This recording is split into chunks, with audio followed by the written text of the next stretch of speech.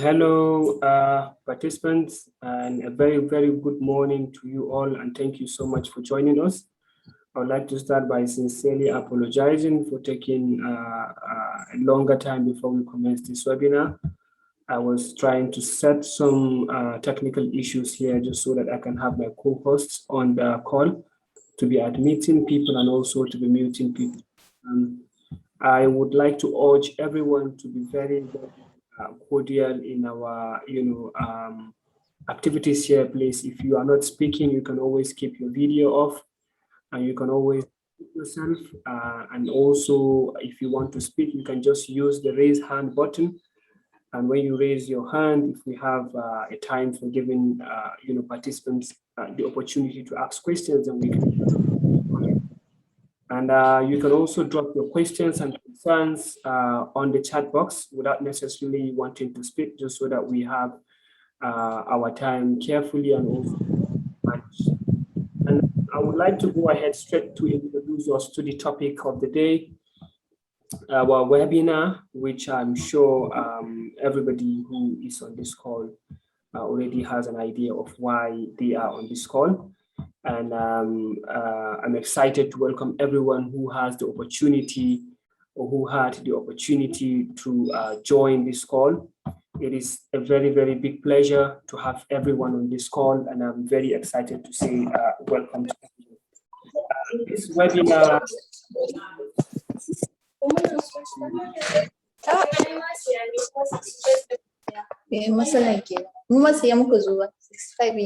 Alicia, please, can you mute yourself, please?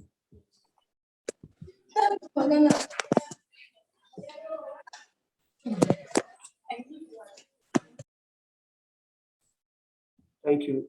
So this webinar was purposely organized in order to respond to so many questions that I personally have encountered from people who always ask questions about global opportunities, fellowships, scholarships, international conferences, international seminars, and what have you. And I thought there is nobody who is the best fit to do justice to such topics than our guest of honor today.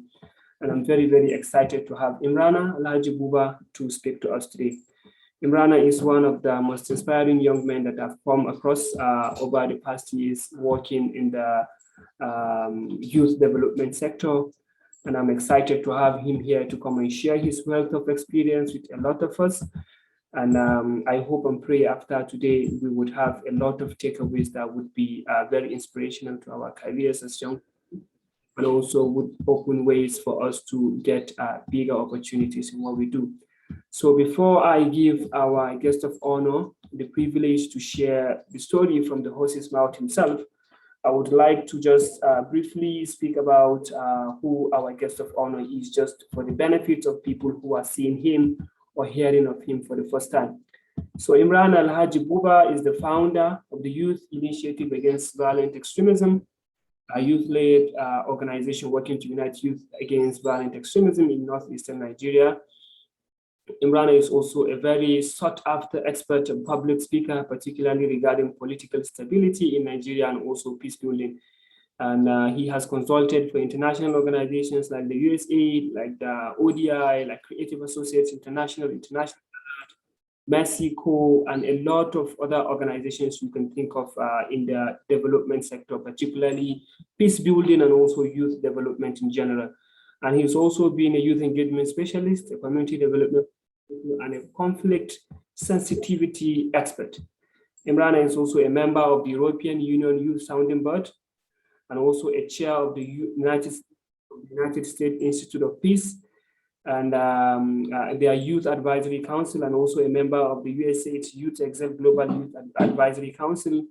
He's a Mandela Washington Fellow for 2017 cohort. He's a Peace and Security Fellow of the AU-EU, the African Union and the European Union Youth Cooperation Hub.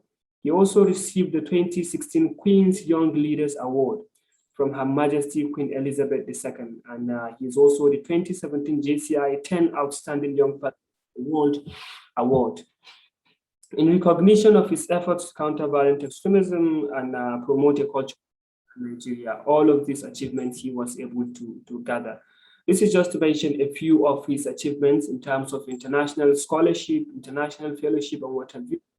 And a lot of them may not have been captured in this particular introduction. Imrana holds a BSc in political science class from the University of Maiduguri, and also has a master's in Africa and international development with a distinction from the University of Edinburgh in the United Kingdom. We are very, very excited to have Imrana join us today and share this wealth of experience he's gathered over the years in his activities as a youth engagement officer. Imrana, you are highly welcome to the webinar. You can unmute yourself. So you can, if you can be able to share a video, very, very interesting, just so that our audience would have a feel of who this great person is, and also put a picture to this great profile. So thank you so much, Imrana, for having you. From your profile, you have a very rich and very, very inspiring bio, and it takes a very great deal of effort and commitment and dedication at your age to have such a very, very beautiful profile. So before we begin the proper talking about opportunities, we would like to just lay a foundation by just starting from the humble beginnings. How did you get started, Imran and Haji Buba? Can you share stories of how you got started in these activities? Perhaps this would lay a very good foundation for us to start this conversation.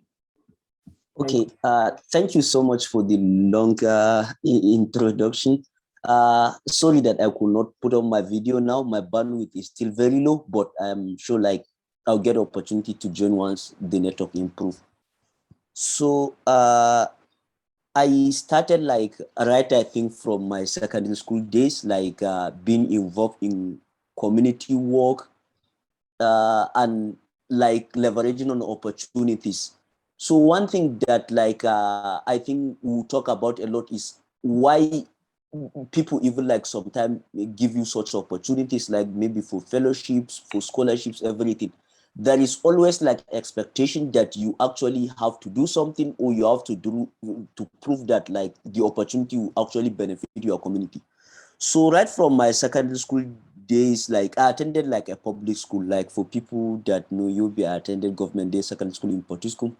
At that time is one of the largest and somehow like the poorest, like because there are a lot of people from all sort of background, everything. But one thing that I always like emphasize throughout like my stay in the school was to always try to be innovative, create like student clubs, introduce something new to the school. I organized like the first debating competition in the history of the school, organized field trip to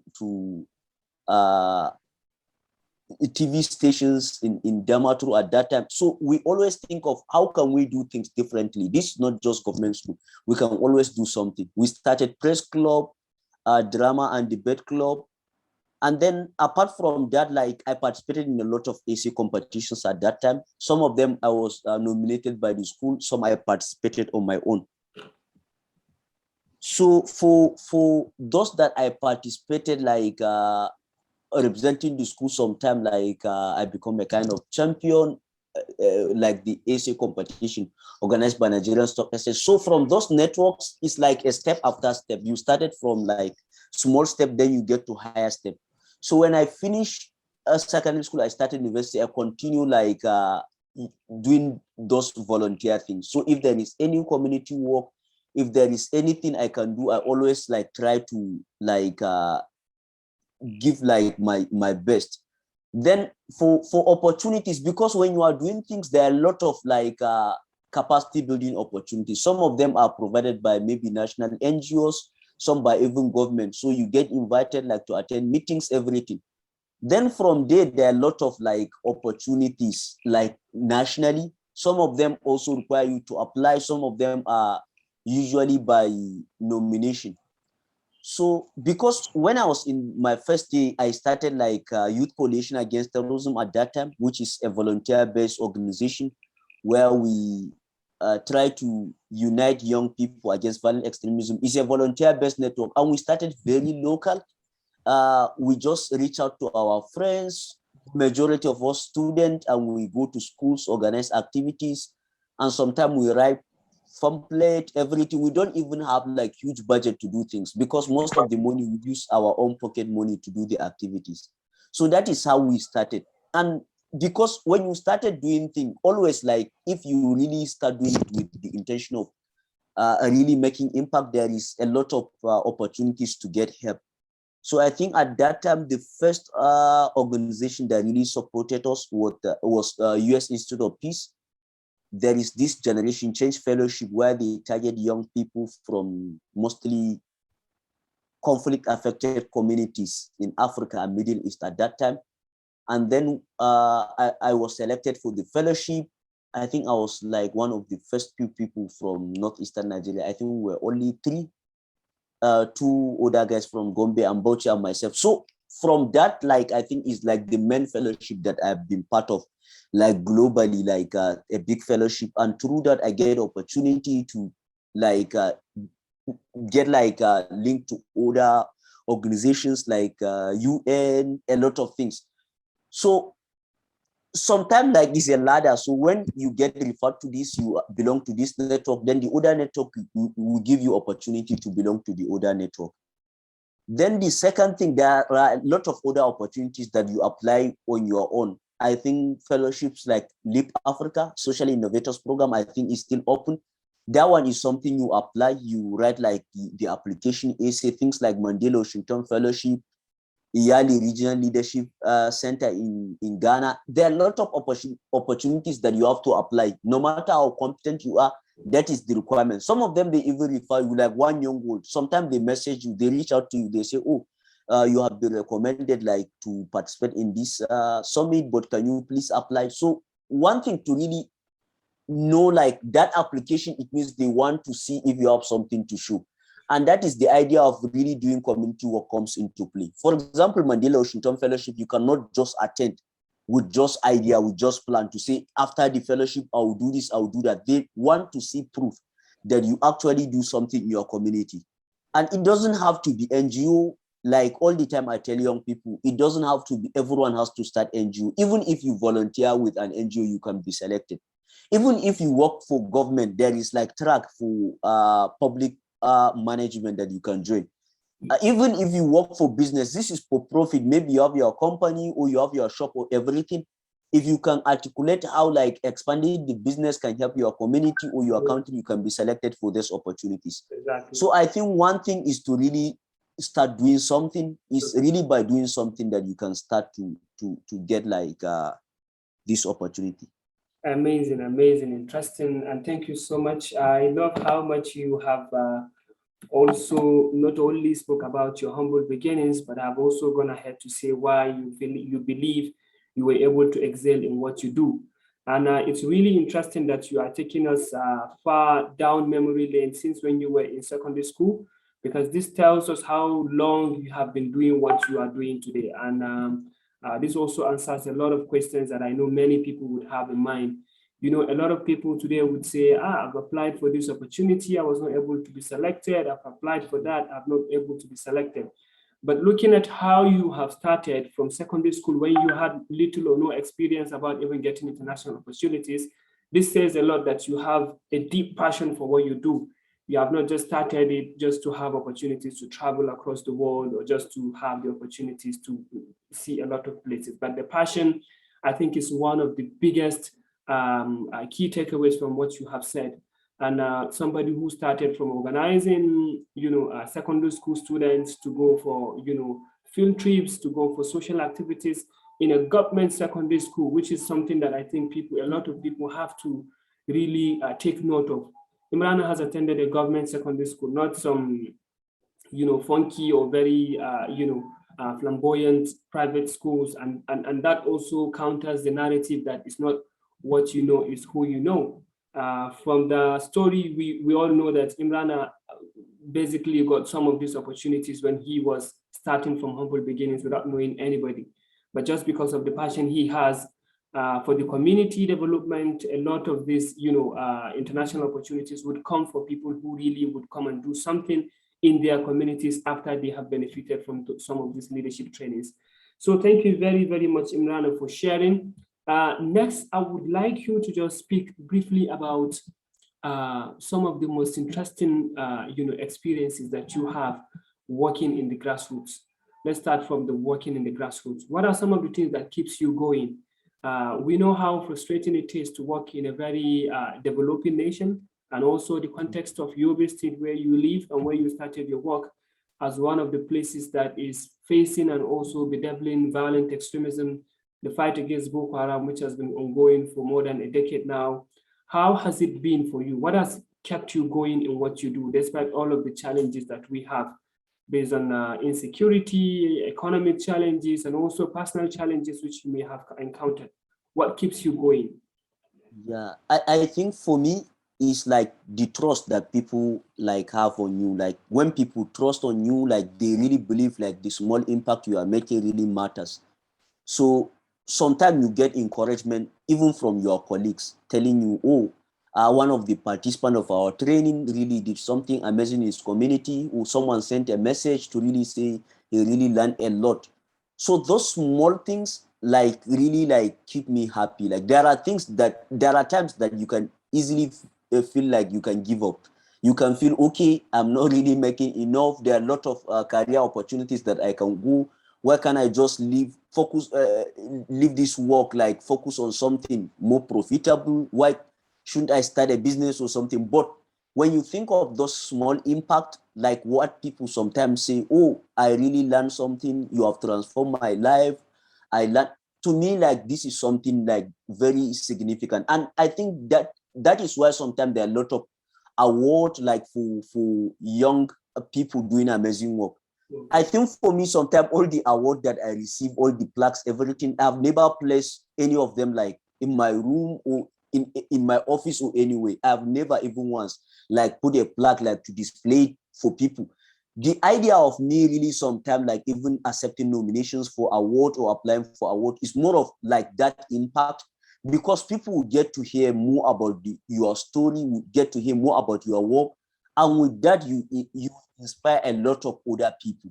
Most of the award, they don't have any monetary value apart from like just you getting the award pictures, everything. There is no any amount attached to it, but that story alone will inspire many people. There are people that will send you message, oh, I read your story, because of that I started doing something.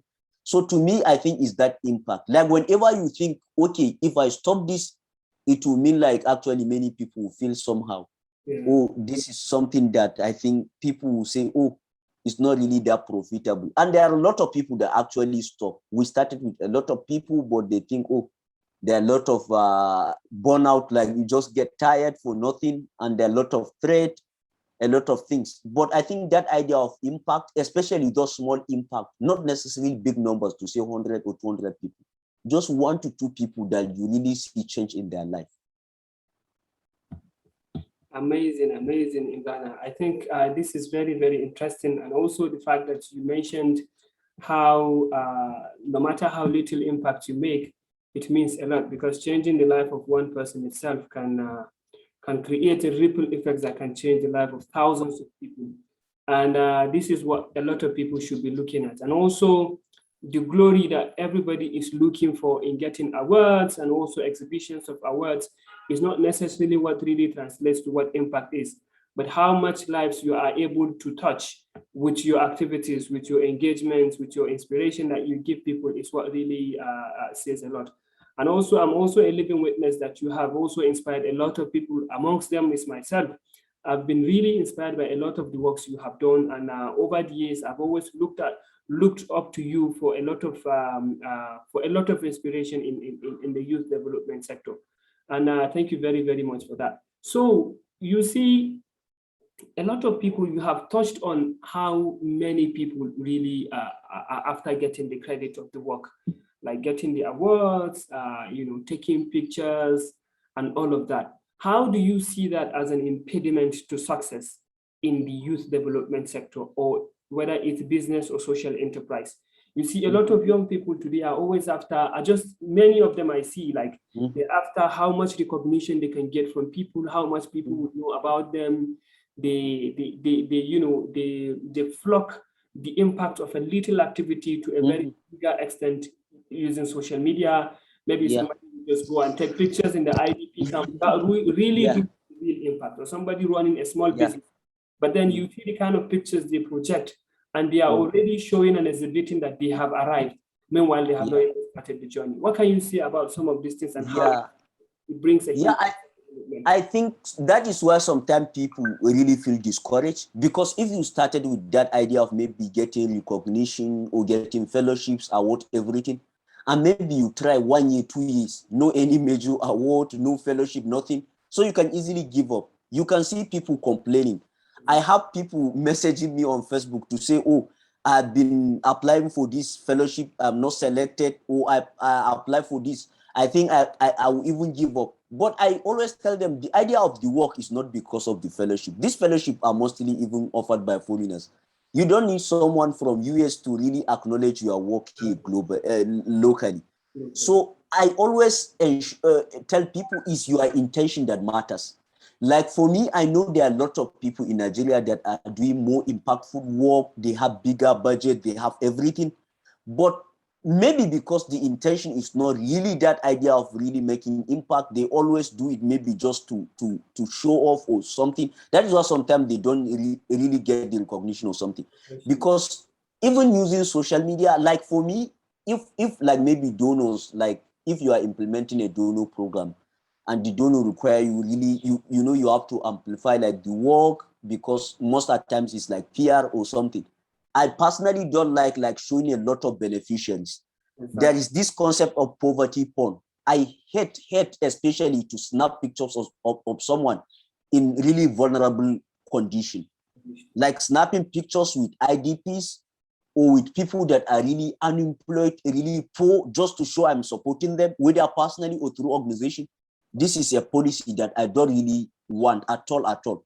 If any picture you see me posting is mostly positive pictures of people smiling, participating in training, like to show empowerment. I really hate like us showing we are like saviors, we come to help people. This is really poverty porn. And somehow it has root from, I think, a kind of like the international aid industry, where you see NGOs coming from like global north advanced countries to African countries or third world countries generally to snap pictures with poor children, everything. And I think there are people that believe all up to this time that those narratives actually sell. But I think even within the funder cycle, even with these people selecting fellowships, not everyone really wants those pictures. To see pictures of poor people, everything. So I always tell people, unless maybe your work really require you to amplify like your impact, everything, you don't need them. You don't need to like really share like every bit of information. You give someone like maybe something worth of 500 naira, you snap his picture, everything, no need of consent. You put the pictures all over social media. To me, this is really unethical, and that is why sometimes even people that are really looking after like maybe fellowships or award, they hardly consider those things. They focus more on maybe what they hear from other people about you than you telling people about yourself. Exactly. That is very, very valid. I remember reading one article about why a lot of people would not get opportunities in scholarships or fellowships, especially the ones that have to do with leadership development. It says that some people would rather share their story than even the story of the organization itself. And they end up taking the credit of an entire teamwork just for themselves. And then that in a way, they tried to show or exhibit how best they were able to do something, but in much bigger ways, it was really their disqualifying point. What really disqualifies them, because it says a lot about that lack of humility, that lack of recognition for others' efforts, and then what have you. So now we have spoken extensively about some of the don'ts, and some of the cons of many people usually following or chasing opportunities just because they want that recognition or just because they want that travel opportunity. And I've seen a lot of this even this year as a Mandela Washington Fellow of this year, which unfortunately because of the pandemic, the Mandela Washington Fellows had the first fellowship virtual a lot of people were very, very disappointed because of the fact that it's happening virtual. Even though the fellowship is giving the same opportunity for people to learn through virtual mediums. And I understand how frustrating it is for people to, you know how the network is bad, you know how lack of electricity is an issue for many people. But I was even more disappointed to know that some people dropped from the fellowship just because there is no opportunity to travel to the United States. And that also raises a lot of these questions that you have just spoken about.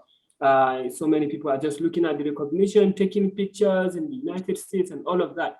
But if you see the opportunity it offers you to learn, if it's really to learn and build your capacity to come and continue the good works you are doing in the community, somebody may not necessarily have to drop from the fellowship, because the honor of the fellowship remains the same.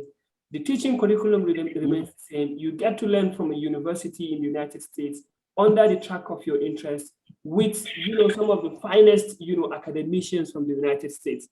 And that says a lot about how many people are just really after the glory than actually the impact.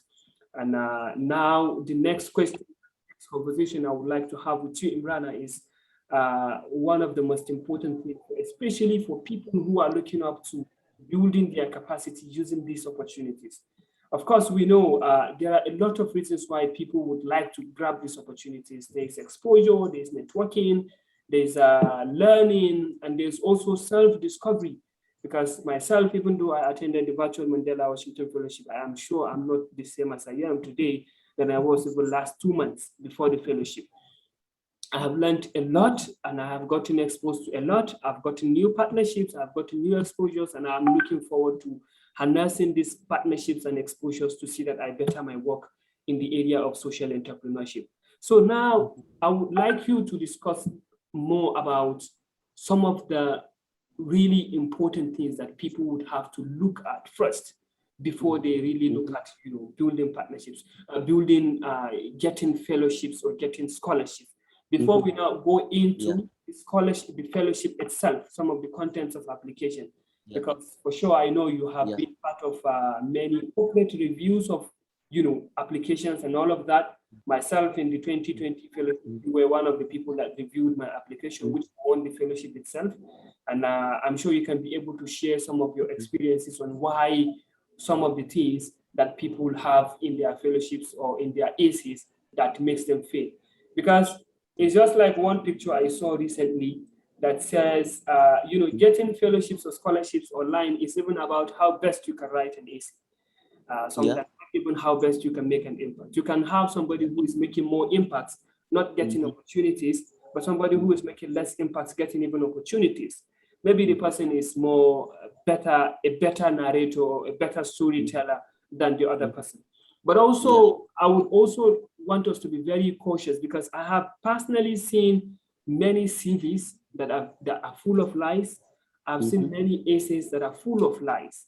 And a lot of people can go to that extent to lie to get a scholarship or to lie to get a fellowship. So these are some of the things that I would really like you to touch on. And from your experiences over the years as a review person on a lot of these, selection processes for opportunities. Okay. Yeah, I think first thing that I always tell people is to really look at opportunities that are aligned with their qualification and experience. For example, for someone that maybe started volunteering with organization, he's just a volunteer, he don't have experience, maybe work less than 1 year. If you tell me he's applying for Mandela Washington Fellowship, or he's applying to competitive programs like maybe One Young World or something, I'll tell him no, start maybe from something below it. My reason is because all these things, there are a lot of competitions. The same with scholarships. There are scholarships that only maybe 10 people are selected in the whole of Africa. Out of thousands of applications, only 10 people. There are some that within one country, up to 30 people are selected, up to 50 people are selected. So sometimes when I see your profile, I advise you first, don't even apply for this. Sometimes it's not negative thought, it's because of a reality. I know based on the caliber of people that maybe got the opportunities before, based on the qualification you have, For example, I have this friend that always like apply for things, then you message me, you say, oh, this is my application, or write a recommendation letter for me, or review this thing for me. I always do for him, but when I told him, but do you think you really meet this requirement, because this is competitive? Google the like past recipient of this opportunity. Who are the people that received this opportunity before? See their profile. Did they look? So that is sometimes first thing to really do. There are things that you develop over time. So if you first start like getting opportunities, first start within Nigeria. If there are maybe fellowships that are organized maybe by in-country fellowship, maybe like Leap Africa. I always give an example with Leap Africa. It is competitive, but because it's within Nigeria, up to 20 people are selected within Nigeria. Or you can think of Sakashim Ibrahim Fellowship. I think only 15 people, but it's within Nigeria. So start looking like within the country. Start, because one thing that I always see, most of those, you know, fellowships, scholarships, everything, they always look at people that are already proven successfully, and they select them than people that are not known. So if you are starting, start small. Like don't, because you get discouraged, you apply for this big scholarship, you are not selected. You apply for this one, you are not selected. One thing you always do is to really Google, if it's not a new scholarship or new fellowship, Google like the past recipient. Who are the people that received the fellowship before? Look at their profile. Did you think like you are in the same category with them? Exactly. Yeah, so this is just to give you like that idea, because it's not like just to feel discouraged, but don't waste like your precious time applying for things that you are not even qualified for, because it means there are thousands of competent people, more competent than you, that applied. So the first thing is to always think of like those things. Then you keep building. If you are selected, before I did like Mandela Washington Fellowship, I did yearly RLC like in Ghana. It's the same content of the fellowship, but it's for people that are not maybe up to even the age wise. Because I think when I did, I was just 22 or 21, and I think Mandela Washington Fellowship at that time they are targeting more people 25 to 30s, and they select people under than 25, but it's really few. I think at that time in Africa, only 1 or 2 people that are under 25 that get selected. So I said, okay, when I did the Ghana experience, I get like more experience, enhanced more work, everything. When I applied the following year, I was not up to 25, but I got selected. So just idea of you really applying things before you really reach that. Exactly. Thank you. Exactly. Thank you so much. And I very much can relate to this. And I think this is one of the biggest problems that a lot of people are having. You see, even recently, I got requests from many people telling me that they really want me to help them apply for the Mandela Washington Fellowship. In fact, some people would even tell you they want me to apply for them or to write the essays for them. And I will always laugh, because I know it's really funny that you want somebody to apply for you, which means you're saying that you don't qualify, but you really want to go. But the thing is that there's a ladder that you have to climb to reach the summit. And if you should skip any of these steps or the staircases of this ladder, you might find yourself falling down. And that step that people have to follow is what people really don't have the patience to follow. Myself, I always tell people, I did the Equal Access Fellowship, Peace Promotion Fellowship, which is in-country fellowship. I also did, a lot of fellowships like that, like the photography fellowship with the USA Neri, and a lot of other opportunities in-house before you now start applying for the Mandela Washington Fellowship. I did the Yearly Regional Leadership Center Fellowship, which is the online cohort. And I think all of these things are some of the things that really builds on your profile before you get selected for the bigger fellowships. But these are some of the things that a lot of people don't have patience for them. So I think one of the key takeaways for this is that one has to really start from the scratch. You cannot just come overnight and apply for the Queen's Young Leaders Award just to get an award. Or you cannot just wake up one morning and apply for Mandela Washington Fellowship just to get a fellowship when you don't have the good profile. But like Imrana is saying, is that a lot of people can get these scholarships even as a volunteer. And sometimes it's the sincerity that even gets you the fellowship. I see a lot of people lying and all of that. And if I see some profiles of Mandela Washington Fellows, and I would see so person is a volunteer. But after volunteer, you would see that that person has a potential to create an impact, because they won't want to invest their money on somebody that would come back and just do nothing for the communities. So that is why they are already looking for people who are already on the way, and then they give them a push. So that is very, very important. And one of the questions I asked in the last question, which you have not touched more on, is for people who already have the profile, for people who already create the impact. What are some of the things that people have to take care of when they are writing an AC? Yeah, I think you started mentioning it. One thing with almost all applications you know of, be it like for fellowship, for award, for scholarships, is like the quality of like your essay, like the questions. Almost all applications, they have set of questions. And those questions, they are like the competencies they want to really know. You match them. And when assessing them, when selecting them, there is a mark allocated for each question. If you answer this question about leadership potential, you have 10 marks. Maybe you answer this question about impact, you have 10 marks. About maybe opportunities to relate with others from different culture. So all those questions are not just questions, they have marks. And the idea is to create ideal profile of the expected fellow. Maybe let me give you example with maybe scholarship. If you take, for example, Chevening scholarship, the idea is to select future leaders, people that will become something influential in the future. So one of the first question is like the leadership question. What is your leadership journey? Some of the people, they have never occupied any political leadership or even work as leaders of NGOs or anything. But maybe right from their school days, they have been maybe head boy or head girl in secondary school. They have brought change in the school system. So those small things, they are like leadership potential. It's not guaranteed that because you are past leader, you eventually become a future leader, but they are showing like there is likelihood that you become something. So each question you need to dissect it. That is why I always advise people, when you are applying for opportunity, don't just open the form and start typing and just send. Copy the questions in Word document, create time, sometimes spend like up to 1 week or 2 weeks writing the essays. It's not about grammar. Most applications, from my experience, they don't really go into correcting your spelling mistake, typing errors.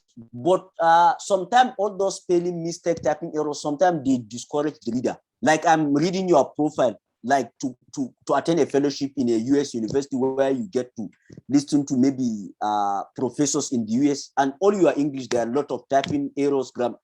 For me, I would feel you may not benefit a lot from the fellowship because of your language issue.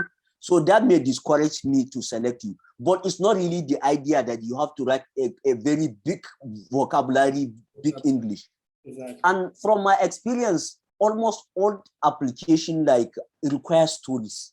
Please tell a story. Why did you start this? Always tell a story. Oh, I sometimes it's not always about you. It happens to be story of your community. I come from a social community. In my community, there are a lot of these issues. And when I see, I think I can make a difference. It's not you just saying, I'm applying for this. I started this NGO because I finished university, I don't have job. It's really showing that you really started it to address a problem. I know there are a lot of people that started NGOs maybe because they could not do anything and they think it's a good opportunity to give back. But you cannot just tell them this. You have to show the problem that this thing is addressing. And most at times, you don't need to exaggerate your impact. I'm telling you, when I got selected for like Queen's Young Leaders Award, if you see some of the finalists, there are some people that I know. We were interviewed together. They are my friends. I know their work. I know how big their organizations are, like very big like organizations. Some they even operate in more than one country. But one thing that I understand from the process is impact. Whenever like I apply for fellowships or things, when I write, like I share like impact, and that impact is not about huge numbers. It's about like what one or two people really like learn from my on like maybe intervention. For example, when I did something from it, how many people really learn something? That idea of give back. And what is the idea of you really want to learn from the fellowship? There is always that idea of impact. There are scholarships that are worth more than 10 million, more than 20 million. Nobody can just give that amount because he want you to go and study abroad and come back. Sometimes even the job you get, it will take you more than 20 or 30 years to recover that money. But that idea, what they are looking forward to is like investment. They really want to see their investment in the future. And this is like basically all about the fellowships you know of. Every investment in you is expected like in the future there will be return. So there is a segment in always all applications.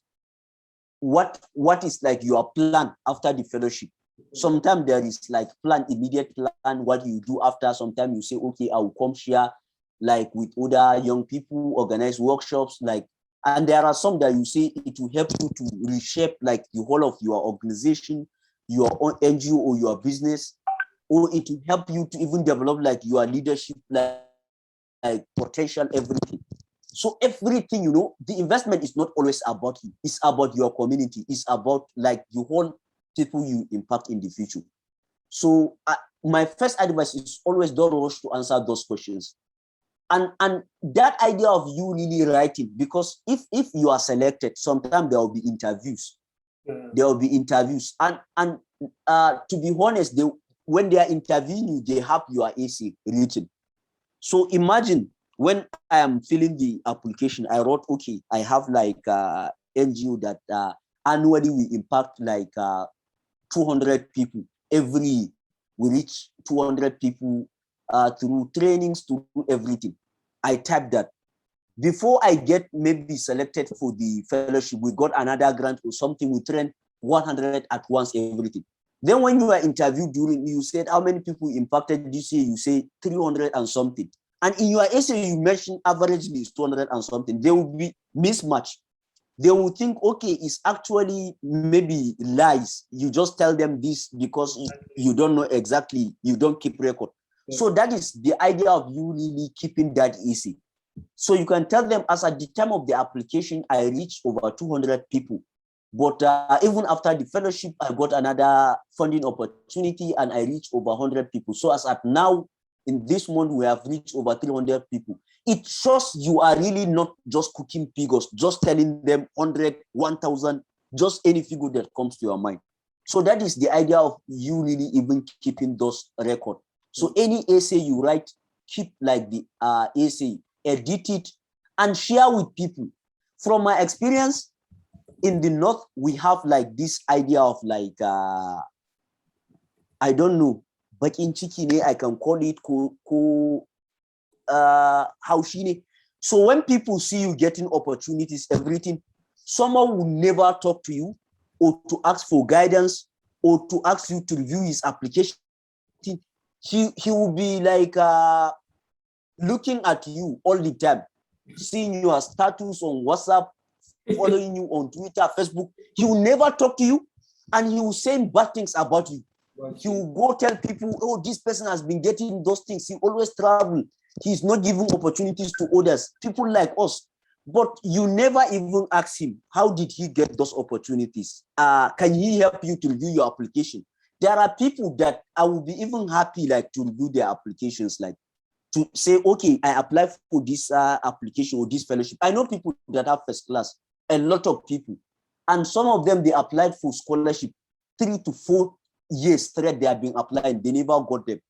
And when they talk to me, like sometime when we meet, they talk to me, I say, but why can't you reach out to me? Like maybe share your AC, everything. Then they will be, no, we were thinking like you may be busy or because, so this is not a competition. Because I got a scholarship does not mean nobody should get it.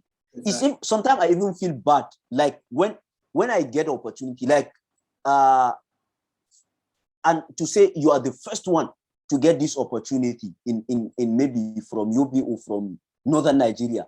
You are the first one. And then it becomes nobody after you. It really says a lot about the region. So that is why sometimes even newspapers, especially newspapers from the South, when they profile you, they'll say, oh, this person only from Northern Nigeria or something. But there are a lot of people doing great work. So sometimes it's always to reach out. from my experience, you cannot say people did not help you without reaching out. When I ask people, but there is someone that did the same fellowship, the same opportunity, did you ask him? No, I just assume, you know, akwai irin mutanen da ba sa son haka suna da girman kai. Ka tawo mutum da magana da mutum, how will you think yana da girman kai? So all the time, always when you are applying for opportunity that you know someone has been there before, please reach out to him. I review like MasterCard scholarship. Like for 2 years, I've been reviewing these scholarships. I was telling someone from the applications I reviewed, like over 100 applications every year that I reviewed, they sent to me like together with all the reviewers. I did not see a single person from Northern Nigeria. This is something that I have been sharing on my Facebook timeline, like encouraging people. There are some people that I even personally share the link with them. Apply. Like this, like Erasmus scholarship. I think this year over 50 people got the scholarship. And I think people from Northern Nigeria, like overall, they are not up to 3 or 4. Yeah. And most of the people from the South are people that message me, like, even from MasterCard, I know 3 people that got there. There are people that message me. I don't know them from anywhere. They added me, and I think even their message is on filtered message on Messenger that I saw because we are not even friends. Right. They said, okay, Imrana, I saw your profile on the MasterCard website. I'm applying for this scholarship, and I think you can help me review my AC. One thing I always say, don't expect someone to write the AC for you. Exactly. And don't expect me to share my AC with you, like to ask me to send my document for you. No. The only thing I can do, the support I can do for you, because there is evidence you actually do the work. There are people that when you share the AC, they'll just remove your name. Everything about your story, everything, it will be them. Exactly. So this will be bad for you. It will look like you are the one that maybe like somehow work with the other person to tell him everything. It's not like a cheat code. The people that review the scholarship this year is the same people that will review next year. So when you use someone's story, someone exact AC, it's really even bad for you and bad for the person. So one thing that the person can do for you is to help review your AC. If you write, he can look at like the possible corrections. He will advise you on how best to put your ideas. So this is something that I think like we should always reach out to someone. If the person did not help you, then blame him. But don't say, and you never talk to him. Exactly, and you are very, very right. They say follow who know road, and you are right. It's quite frustrating that many people will just judge you before even reaching out to you. And this issue of help, sometimes people do not necessarily need help. They need more than help. And I can tell you, there was a time when one of my friends called me. He works in a cafe, and he told me, you'll be surprised. I said, what happened? He said, I just got your CV. Somebody brought your CV to me. He wants me to edit your CV for him. And I was very shocked. I said, please, can you just help me as much as get his contact? Snap a picture of that guy and send it to me. Let me know if it's someone I know. Wallahi, when he sent it, I don't know that guy from Adam or Eve. I've never seen him in my life. And that guy got the CV somehow, somewhere, and he wanted the CV to be edited just a bit, not like he wanted to use the template. No, it's just the name, everything. So you just be going there doing everything exactly, you have done. Exactly. And I've had a lot of issues with many people who wanted me to write essays for them, like entirely write the essays for them, not to review, not to support, not to advise. No, they want me to sit down, write the essay as if I am them. And if you don't do that, you get issues with them. And I believe that is not something to really worry about. You will always have issues like that with people. And you made mention of something that is very, very important about these reviews, which are done by independent people who don't even know who you are. It's not like the system we believe that is corrupt, that you say, okay, and many people will tell me even this, even me that have not gotten as much opportunities, a lot of people will tell me, you know people and all of that. And I always try and struggle to convince them that I don't know people. I tell them that this is a competitive process. I don't know anybody in the US Embassy. I don't know anybody in the US Department of State. It's just something I got. And in fact, when I first applied for Mandela Washington Fellowship and got invited for an interview 2018, I was not 25. I was not even up to the age. And I didn't know anybody in the US Department of State or anybody in the US Embassy. And this is a narrative that I would like you to counter. Over the years, you have gotten a lot of opportunities in Ghana. What can you say about this narrative that, many people in Nigeria still take this issue of, Nigerian mentality that if you don't know anything, you don't get job, or if you don't, you don't get opportunities. So for you, can you say it's because of how highly connected you are, or your father is, or your uncle is, that you got all of the opportunities? I think because we are so used to Nigerian mentality thing, sometimes I don't blame people, because everything about Nigerians is that connection. You must know someone, or don't even, there is even a quote like I saw trending last time. Don't tell people like to be hardworking, just connect them with the people that help you. So it's not all the time that there are people that help like people. I cannot talk like for other people, but when you see someone globally, like getting a lot of opportunities globally, I tell you, like, there is nothing to do with connections. One thing with most of these opportunities, you don't even meet the person to apply. You apply online. Exactly. And when you apply for things online, nobody know you, nothing. And those things, they don't even have nothing to do with government. So sometimes even the Nigerian government get to hear the stories after maybe you are selected. When they see the press list and they message you. There is nothing like that. There are opportunities that you start the application process. Like, for example, my scholarship in the UK, my master's scholarship, I applied like online. At that time, they have 2 layers of application. One thing is to fill the form with your basic information. If you qualified the first stage, then they send you the second form. You apply in detail. Exactly. Then when you qualify for that, you are invited for interview. For the interview, they send like their representatives from the university directly to come to Nigeria, or you do it virtually. For me, when he traveled, he was in Lagos, because most of the people shortlisted are from southern Nigeria. They did in person. For me, when he checked the distance, like at that time from Damaturu to Lagos, he said, oh, we can do it virtually. Right. Then we had the Skype interview, but he was in Nigeria already. Then after we finished, I got the scholarship. They sent me like all the document I need, applied for visa, everything. It was when I traveled to UK then I saw them like for the first time. The same, like I think for almost all the scholarships like that, all the opportunities that So sometimes when people see you, oh, you did all that, I'm sure government supported you. So for people like me, I don't even know anyone from government. Sometimes even the government people, they just ask you, oh, how did you know that you have become a So some of them, it was even later that they start to hear your stories, like ask questions about you, get to meet you, everything. So there is no influence of any like government official to write. And one mentality that we have, I think, in Africa, when you ask someone to send you his referees, some people to write a recommendation for him, you can see people giving names of honorable members, someone chairman, local government, someone commissioner. Normally, you don't even need that.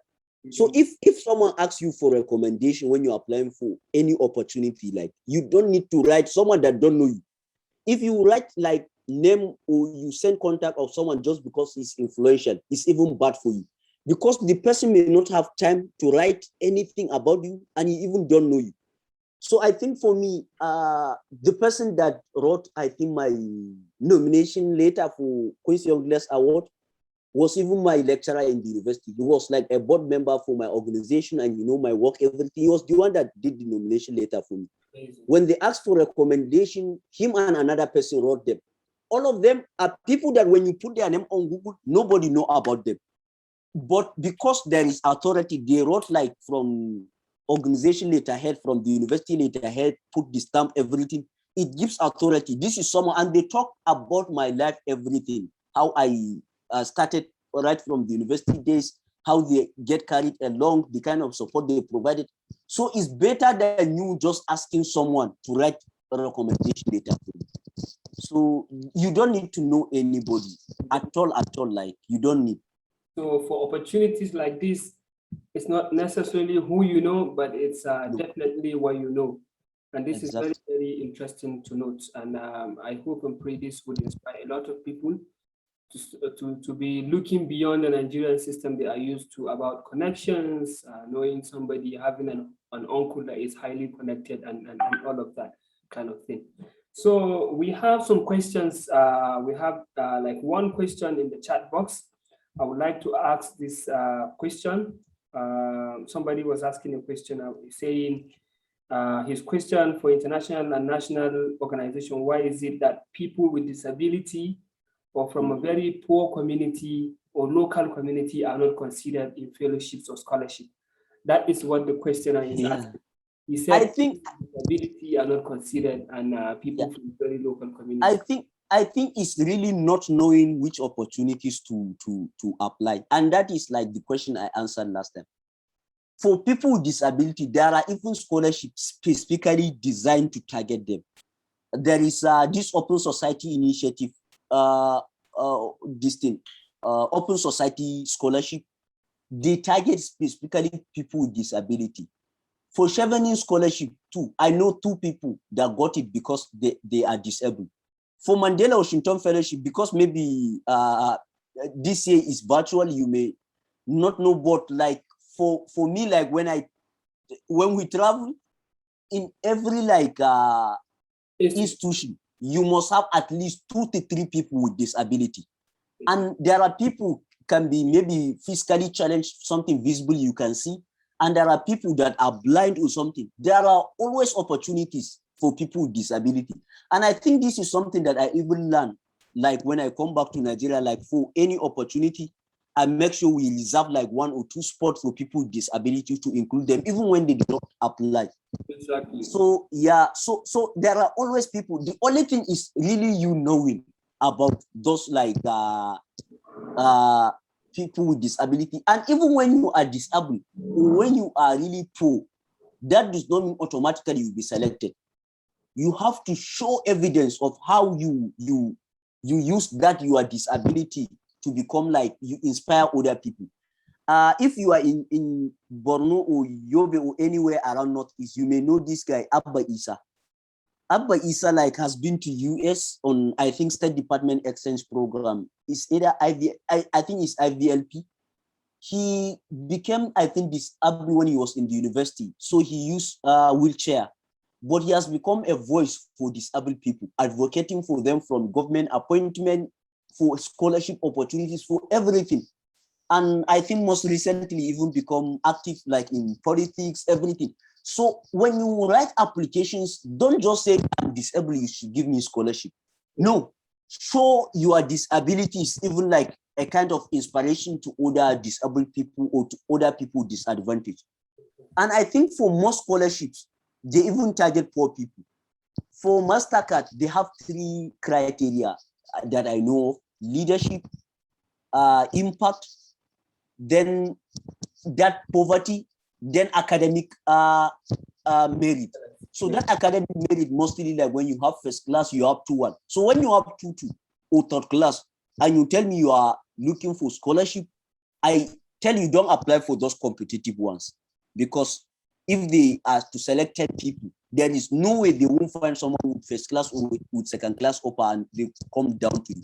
So I look for scholarships that are like you get a lot of people that apply for it. Like this year, I have a friend that got scholarship in Netherlands with her 2-2. She has second class offer, but she got the scholarship. But that scholarship she got, they focus a lot on leadership potential than academic merit. They have this orange scholarship in Netherlands. It's annual scholarship in Netherlands, and she got it. And she has 2-2. She even give up. She said, oh, she has been applying for scholarships. Everything require first class or 2-1. I said, okay, look at this. They did not mention academic merit. They just mention you get admission in the university. Then after getting the admission, you apply. So if you can convince the university with like your leadership potential, your work experience, everything, it can help. So when she did that, she actually like got like the scholarship. So sometimes this is something that people can always do. Make sure it's not you just mention I'm poor. Like, you know, before when people write like scholarship, they will write story, I tried to go to school, my father is really a poor farmer, everything. Then they are offered scholarship. That was before, like in the 1960s, 70s. Yeah. Now, no. If you tell them you are really poor, everything is another point. But how do you use that poverty to transform like your community or something? There is this guy, I think his story was even used to transform a film. He finished from African Leadership College, ALC, in South Africa. And I think he got scholarship in Harvard or somewhere in US, top university or Stanford. So he was from rural area in Malawi, and he started like a solar system, a solar distance to light his community, a rural area. And there is another one that start like a kind of bell to track like cattle rustlers that used to come like to rustle cattle in their rural area. So those people, they are from remote villages in Malawi and like Zambia, and they got selected to go to South Africa on full scholarship, ALC. From there, they are in top universities, and their stories are even used all over the world. So always that you are poverty. For example, for me, for people that look at like all like the travels I do, everything, sometimes people message me, oh, you should pay for my scholarship, or you should, they think I am like that rich or come from rich family. But the schools that I attended are really like government school, post school. I attended Quarter Primary School. We used to stay on the floor. Government, I think half of the class, like my classmates, some of them are Okada riders, some are from far villages. The teachers sometimes use Hausa language, all those challenges. So are enough. And with all those challenges, you have to finish with a first class from another public university. So that is enough evidence to show you are poverty. So you don't need to tell them you are poor, your father is poor. The fact that you have all these histories, and maybe in your university you are sponsored, your scholarship is covered by federal government, is enough evidence to show that your family cannot afford to sponsor you to UK. You don't need to tell them. It's obvious from your story. But to tell them, maybe I graduate from American University in Yola, and then after I finish, I travel for a leadership course in Malaysia or Dubai. Then I'm writing for scholarship. I tell them I'm from poor family. There is no way they believe you. So those stories, tell them your story. It left for them to even know whether you are poor or not. Amazing. This is really, really interesting and inspiring, Imrana. I think one of the most important things is that we are taking away from this particular response is the fact that every opportunity, whether it's fellowship or scholarship, has a requirement.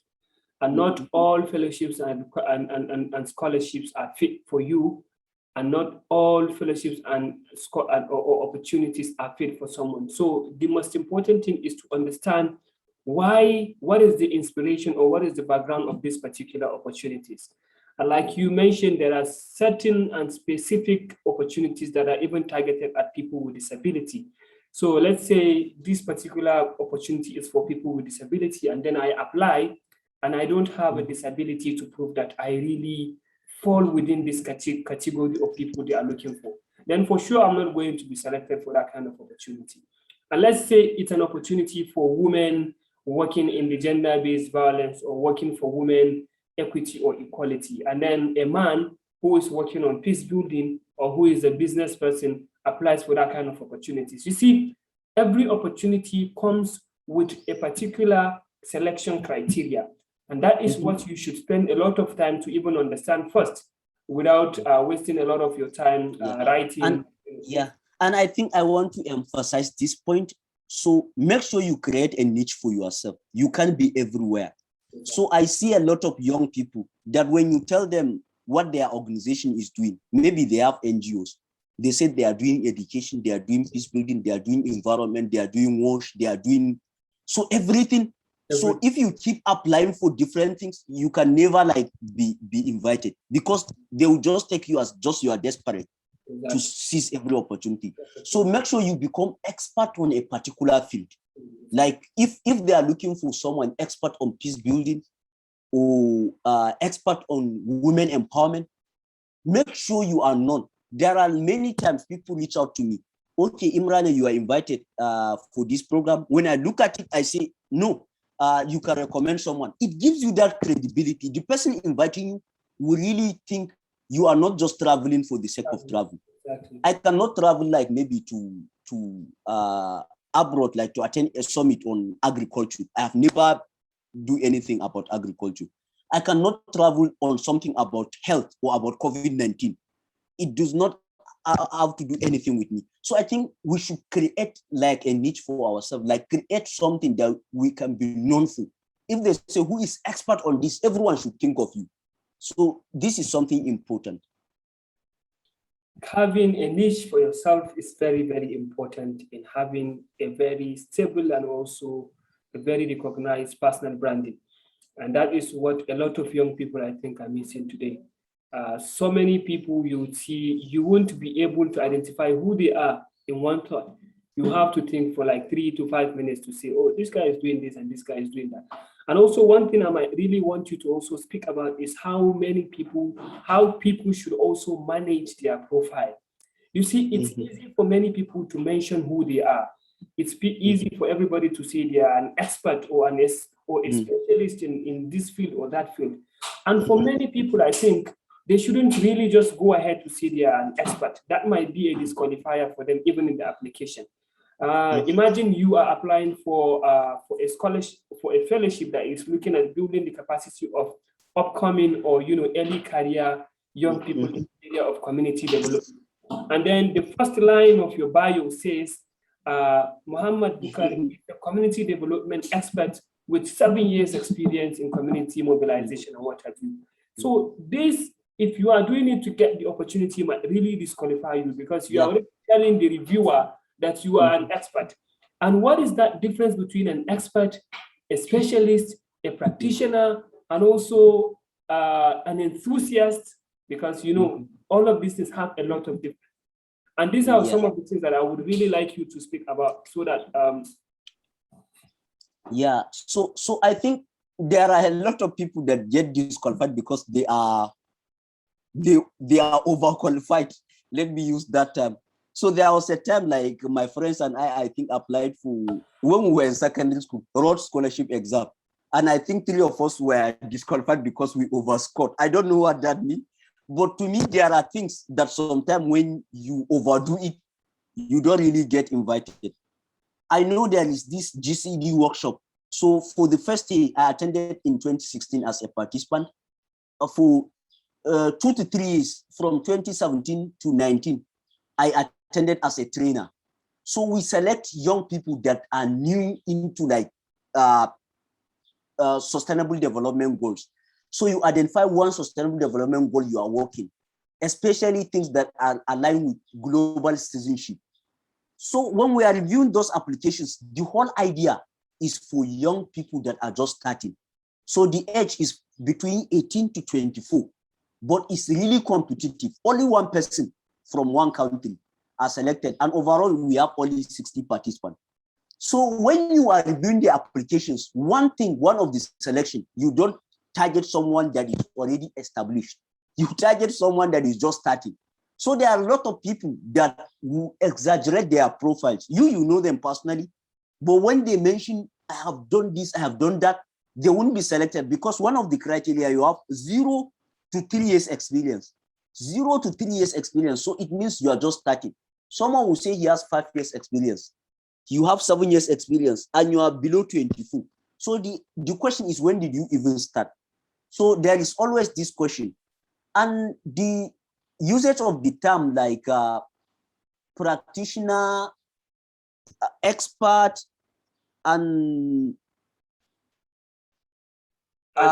specialists, enthusiasts, and so those things, it depend on how many years you spend on the topic.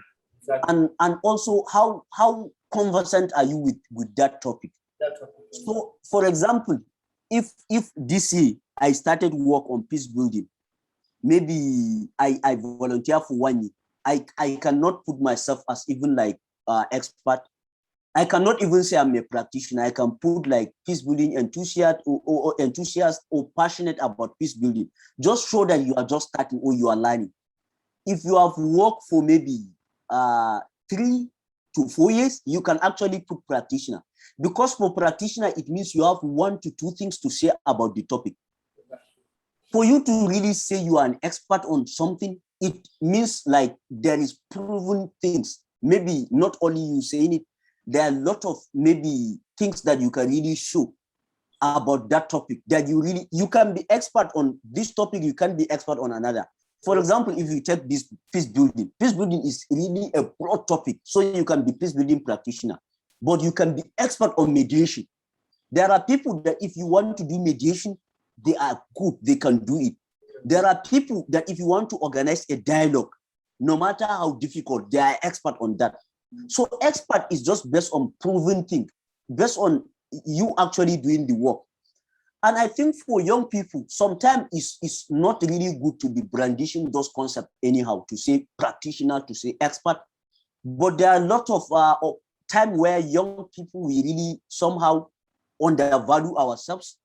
And then we give opportunity to elderly people that are not really good in those topics, like really taking the space. Exactly. So I think what United Nations even did last year, so they created a roster for expert.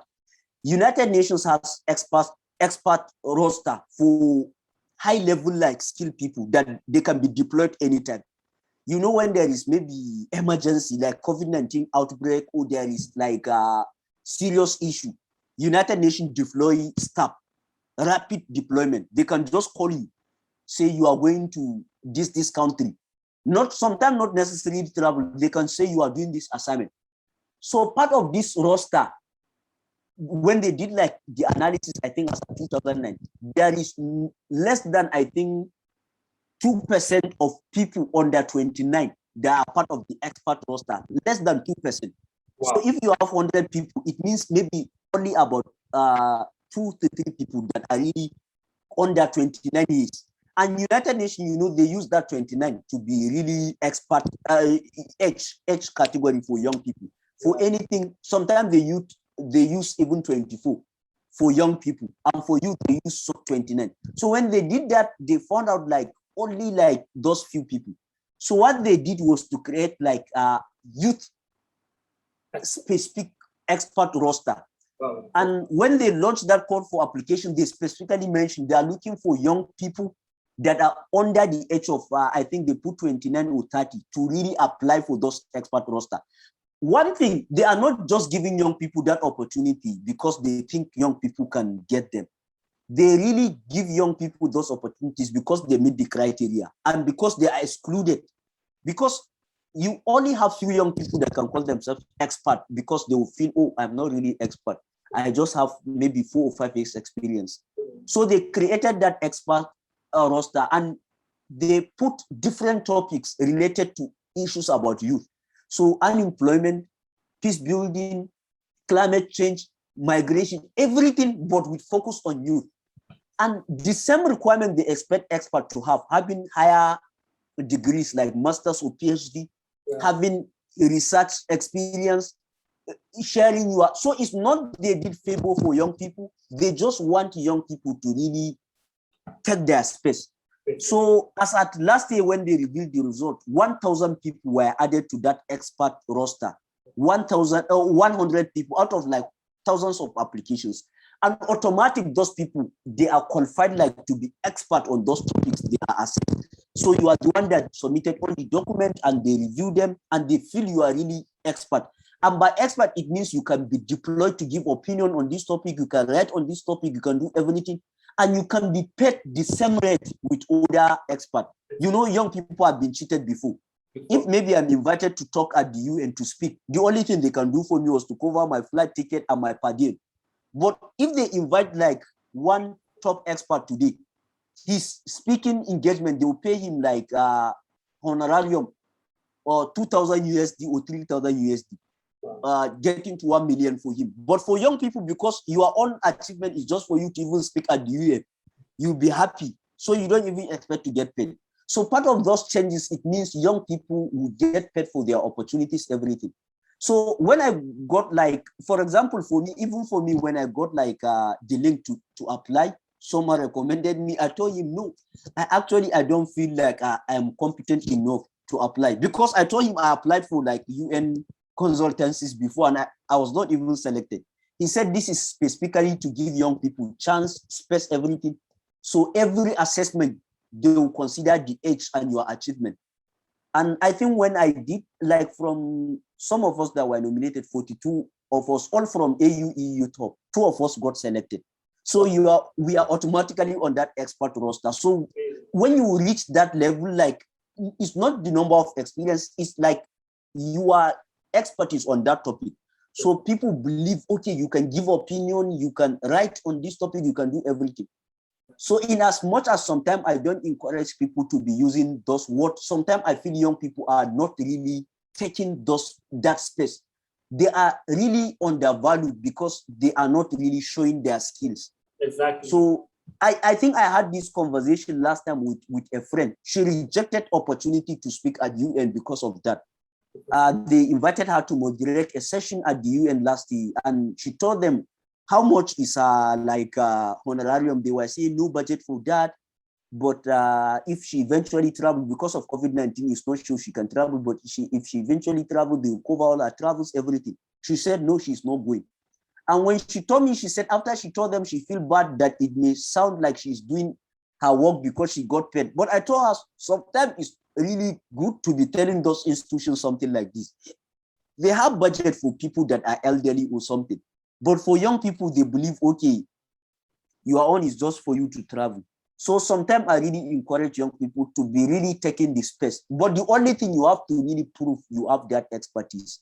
You cannot just wake up on a topic and say you are expert on that topic. And when they ask you, you have to be Googling everything to give response. So it will really look bad on you. Exactly. And this says a lot about how many people, young people today are really, really misusing some of these words, and also how many young people are underusing it. So I think for somebody like you, I'm sure, even as a young person, many people would believe over the years what you have done, your expertise in some of these areas of youth development and peace building, you earn it. But you see somebody who started an activity 6 months, 1 year ago, misusing some of these words. And you see a lot of young people who have done so much in decades, but are also afraid of using that word.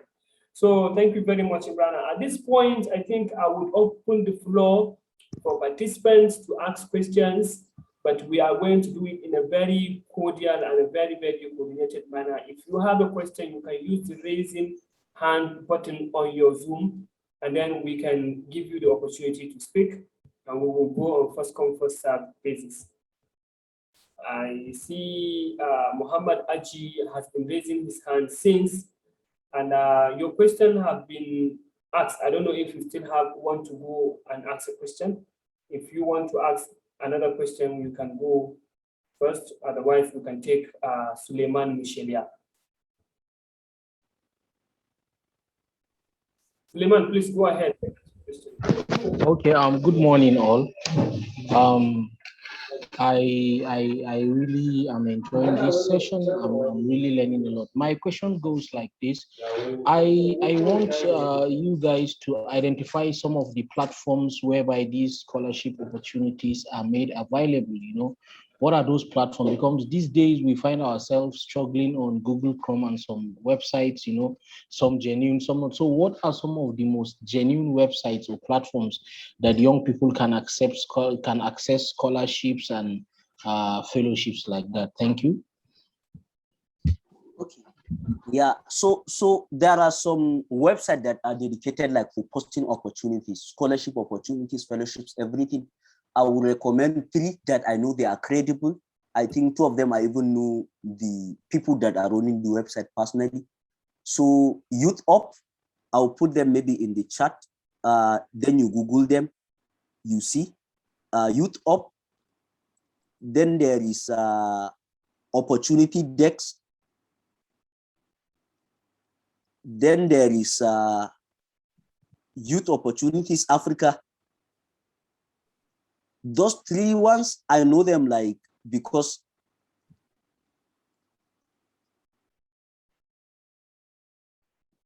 Youth Opportunities for Africans is Africans.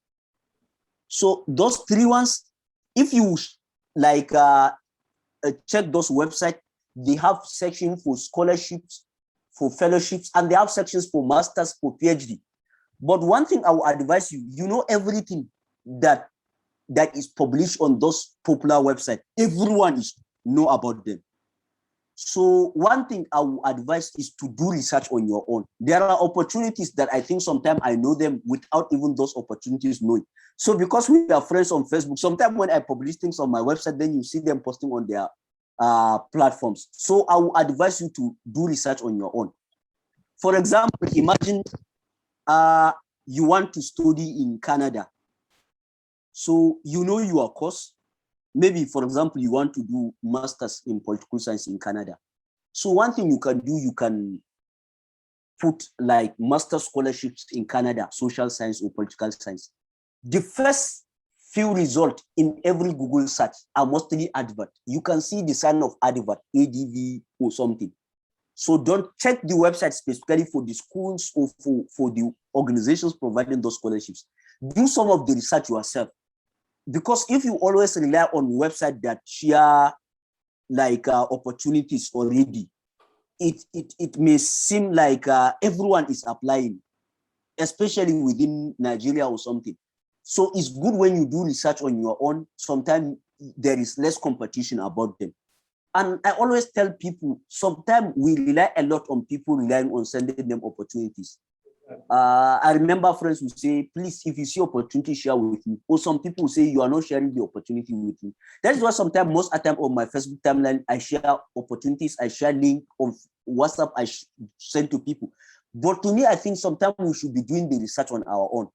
Imagine someone that will pay like millions of naira for you just to go and study. At least you need to also create time to do research. Like if we can have time to research about football news, or we can research to maybe watch like funny videos, everything. Why not research to help like about like something that will help our career? So it's very important to really create time for it. If you really want a fully funded scholarship, you need to create at least 3 to 4 months to be searching for like the ideal scholarships to apply. You don't expect to apply for one scholarship and wait until you get the rejection email and apply for the second. It's better to get like multiple scholarships and choose the best one among like the options you have.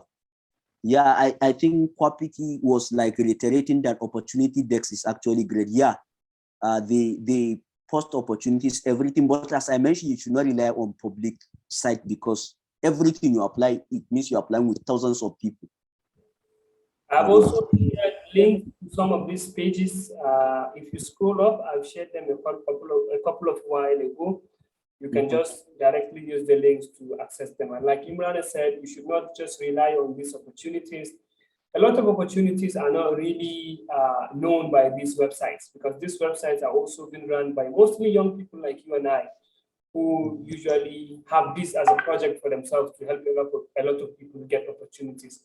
So you can use a lot of keywords to search for scholarships with even specificity.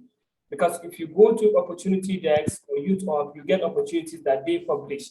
But let's say you have in your mind that you want to study in Geneva, you understand? So you can go directly using keywords, scholarships in Geneva, Geneva-based youth scholarship, or Swiss-based youth scholarship, or Geneva-based youth scholarship. So you see, these keywords would streamline your interest to that particular results that you need for that kind of interest. So this is very, very interesting. We have Bright Magic. Can you go ahead to ask a question? Okay, good afternoon, everyone. Sorry, I joined this meeting very late. I lost a vital part of the meeting. I'm asking if it is possible the recorded meeting can be shared so that I can listen. Yes, we have a recorded, we are recording this particular webinar and we'll share the link after this. You can just follow all the pages immediately after this. We'll try as much to share a link and then people can watch it. Yeah, someone Hello? sent question. Your line is breaking. Your line is breaking. I'm not hearing clearly. Okay, I said we are recording this webinar and we would share the link on Facebook, Instagram, and other pages, just so that people can access it after this call. Okay, thank you.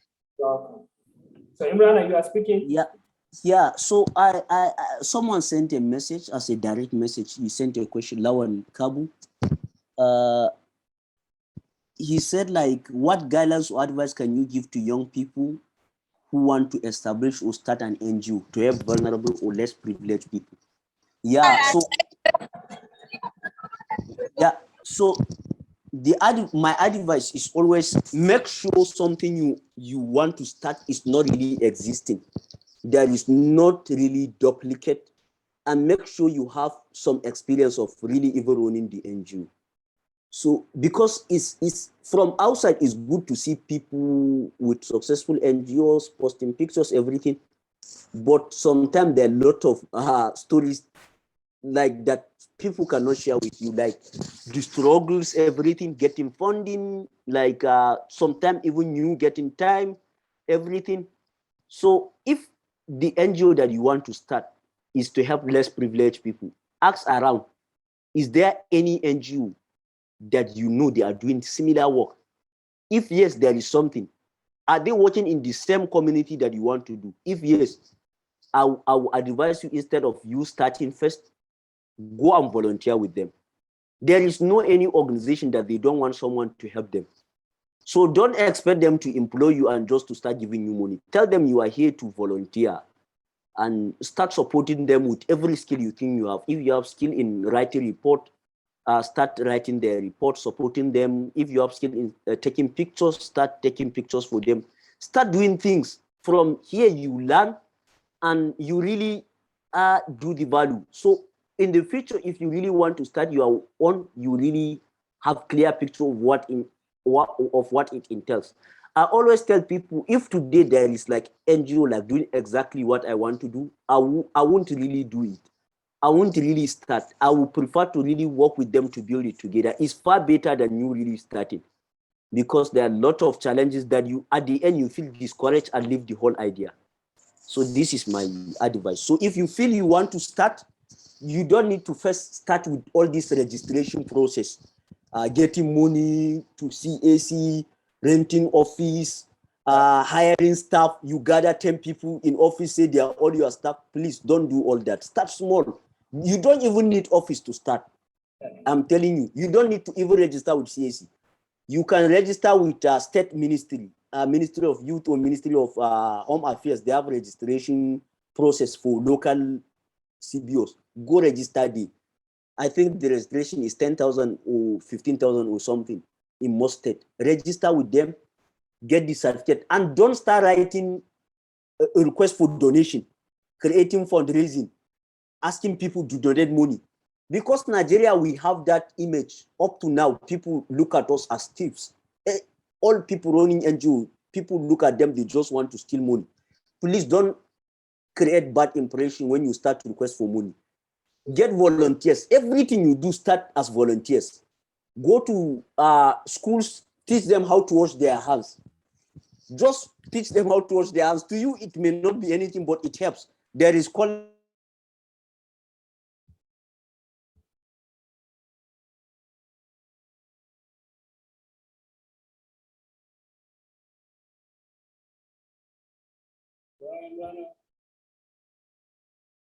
things, they don't require budget, and you don't need to gather 10 people to stay in office with printers, with computers to show you have NGO.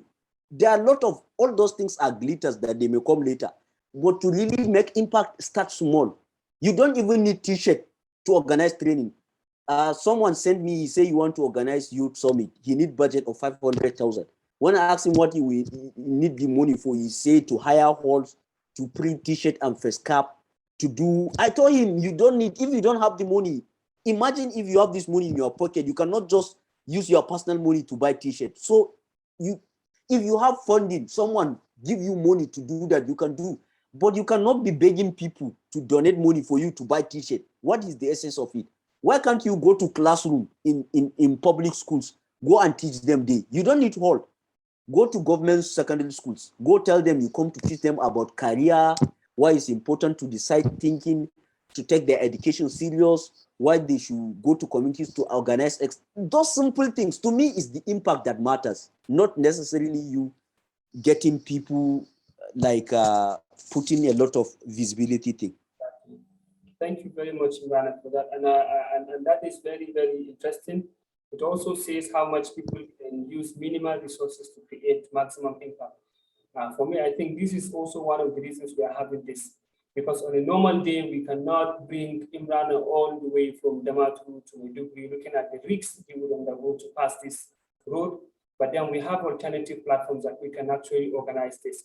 So at the end of the day, it's not about we coming together, have tea break, have lunch, and take pictures. It's about the impact that we are trying to create.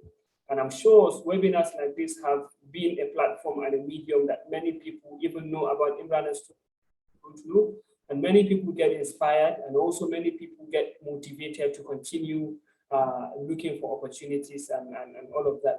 And I think not everybody must have an NGO. Like Imrana said, a lot of people even require the experience, but they would go ahead and open an NGO when they don't really have the experiences. And then you see they will keep trembling, falling, and rising.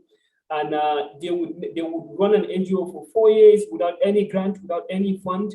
And they keep looking for it every day because they have never had an experience of working with another organization. So I think start from you yourself. What are some of the helps that you need? What are some of the skills that you need before you even go ahead to start opening an organization that would alleviate poverty or that would,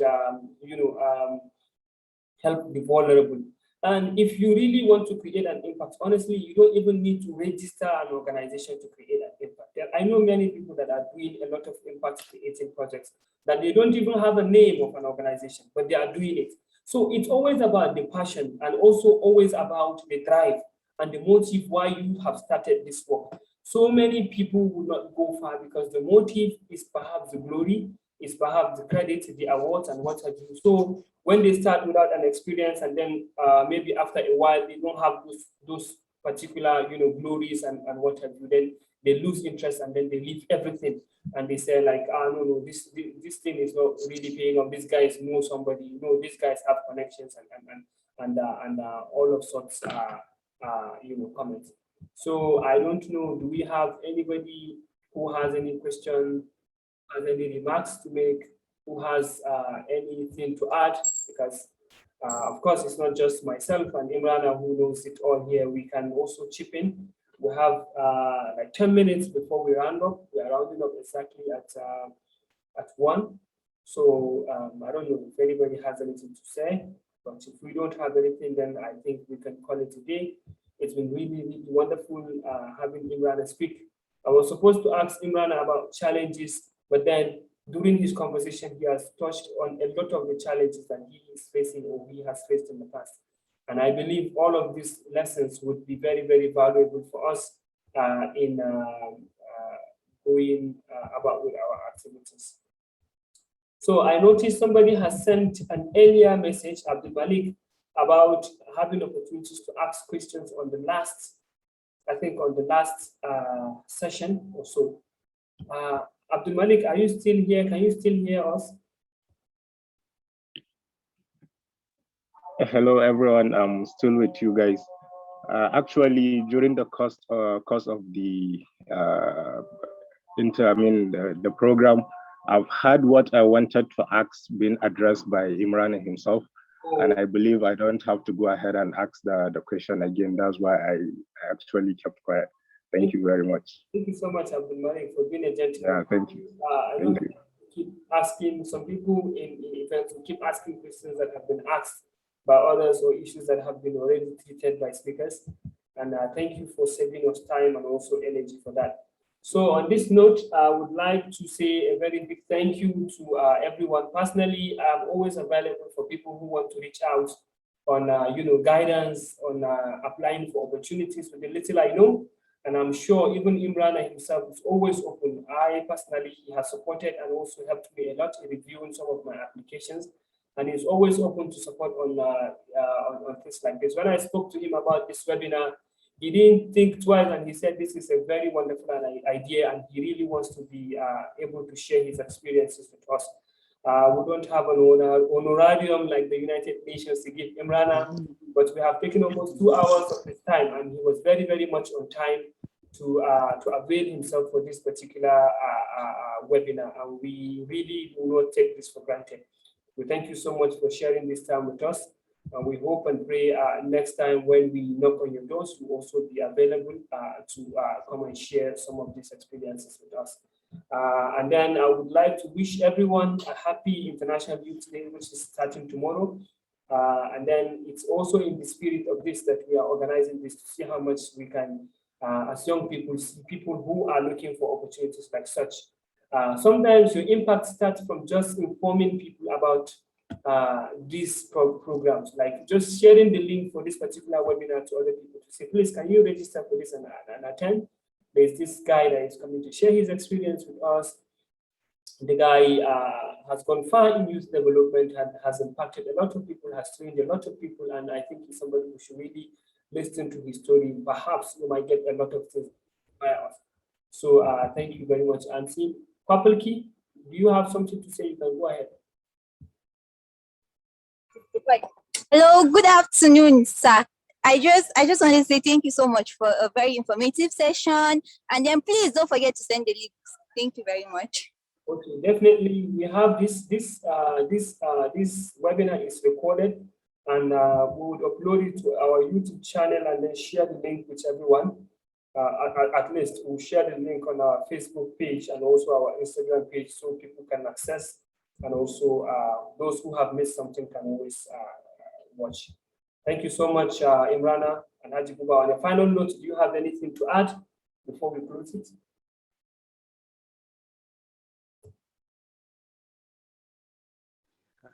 Yeah, thank you so much. I don't have any other thing, but as you mentioned, like my doors is open. You can always reach out to me. Thank you so much. Thank you so much, Imrana, and thank you so much, everyone. On this note, this is officially the end of the project, the end of the webinar, sorry. And if people feel like they want to stay behind for networking, they can stay behind and we can have a chit chat before it's 1 p.m. Then we can end the meeting. Thank you. But officially, this has ended. And I will stop the recording.